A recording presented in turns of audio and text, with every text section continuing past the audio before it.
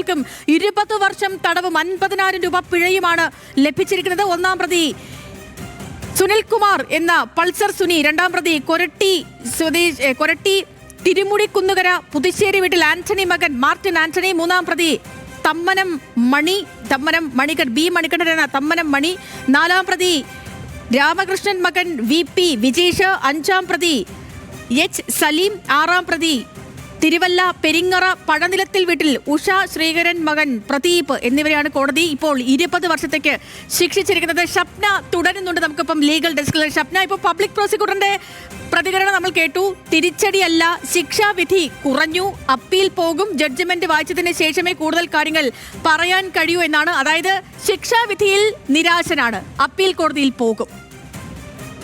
തീർച്ചയായും. കാരണം കഴിഞ്ഞ ദിവസം തന്നെ 8ാം പ്രതിയായി ദിലീപിനെ അടക്കം വെറുതെ വിട്ട നടപടിയിൽ പ്രോസിക്യൂഷൻ അപ്പീൽ സമർപ്പിക്കുമെന്ന് സർക്കാർ തലത്തിൽ നിയമമന്ത്രി തന്നെ വ്യക്തമാക്കിയിരുന്നു. വിധിപ്പകർപ്പ് ലഭിച്ചാൽ ഉടൻ തന്നെ ഹൈക്കോടതിയിൽ അപ്പീൽ നൽകാനാണ് തീരുമാനം എന്നും സർക്കാർ വ്യക്തമാക്കിയതാണ്. ഇതിൻ്റെ അടിസ്ഥാനത്തിൽ കൂടിയാണ് ഇപ്പോൾ പ്രോസിക്യൂട്ടർ ഇതിൽ അപ്പീൽ പോകും എന്ന് ഉറപ്പിച്ച് പറയുന്നത്. പ്രോസിക്യൂട്ടറെ സംബന്ധിച്ച് 6 പ്രതികൾക്ക് ഇതിൽ കൃത്യമായ ശിക്ഷ വാങ്ങിക്കൊടുക്കാൻ സാധിച്ചിരിക്കുന്നു.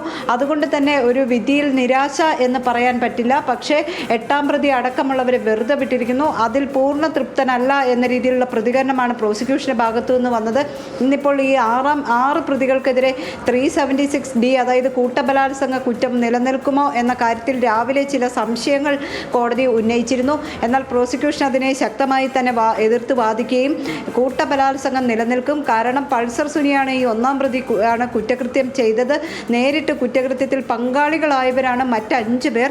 ഇത്തരത്തിൽ പങ്കാളികളാകുമ്പോൾ തന്നെ 376D എന്ന വകുപ്പ്, അതായത് കൂട്ടബലാത്സംഗം അവിടെ നടന്നിരുന്നോ എന്ന കാര്യത്തിലായിരുന്നു കോടതിയുടെ സംശയം. പക്ഷേ പ്രോസിക്യൂട്ടർ പറഞ്ഞത് ഇത്തരത്തിൽ ഈ കൂട്ടായി ഇത്തരത്തിലൊരു ക്രിമിനൽ ആക്ടിവിറ്റി ചെയ്തില്ലെങ്കിൽ ഈ ഒരു സംഭവം ഉണ്ടാകുമായിരുന്നില്ല. ഇവരുടെ സഹായം, മറ്റ് പ്രതികളുടെ സഹായത്തോട് കൂടിയിട്ടാണ് പൾസർ സുനി ഈ പ്രത്യേക ആക്ട് ചെയ്യുന്നത്.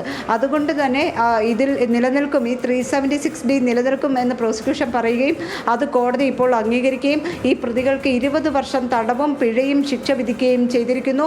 ഓരോ കുറ്റകൃത്യങ്ങളിലായി തടവ് ശിക്ഷ വിധിച്ചിട്ടുണ്ട്.